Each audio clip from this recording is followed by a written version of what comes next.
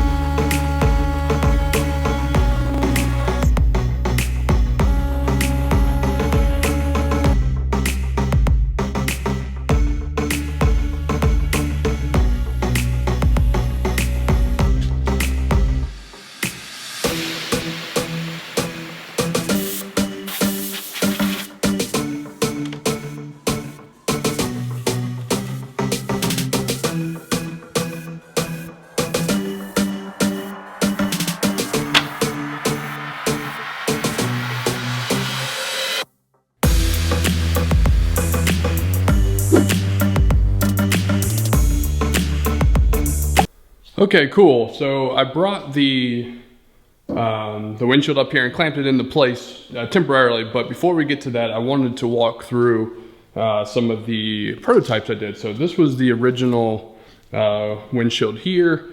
I didn't mind it. It's a little bit thicker than this one, but it has like a interesting lip on the side, and it was actually built a little bit bigger than it needed to be. It could be a slightly smaller. And none of the holes lined up, which is just an OCD in me that wanted to fix that. And then of course the last thing is, when in summertime, a full windshield can get really hot, so I wanted to kind of solve that problem as well.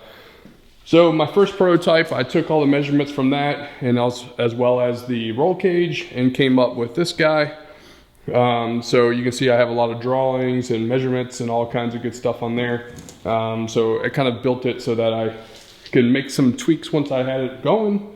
And then my final prototype was this guy here, and this one was pretty close. The only thing that was a problem was the very top of it was just a hair too high, causing the it to curve a little bit at the very top, which I didn't want to put that kind of flex on the window itself. Now I did like on the original one that is just attached with zip ties, so I will continue to do the same, but I also wanted to add this additional trim because there was a vibration with those zip ties. So, but let's go ahead and add those zip ties, and we'll check it out when it's done.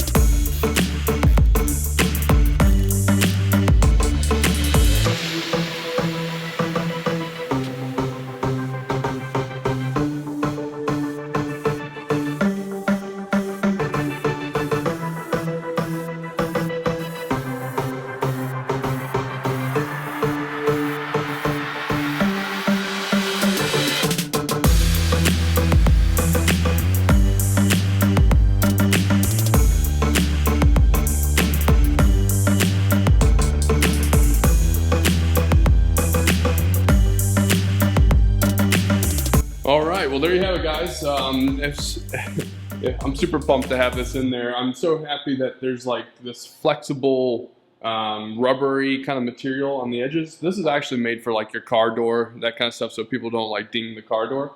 And it's the perfect size for this particular polycarbonate. And speaking of polycarbonate, I got this polycarbonate from my friends at onlinemetals.com. They also sell plastics, which is pretty cool. I bought 2 sheets, you know, in case I messed up. But it's not that expensive. I think it's around 74 bucks a sheet. So what's good about this is if something was to go wrong, I could always just go ahead and replace it, because now I have the CNC file and I can just cut me another one.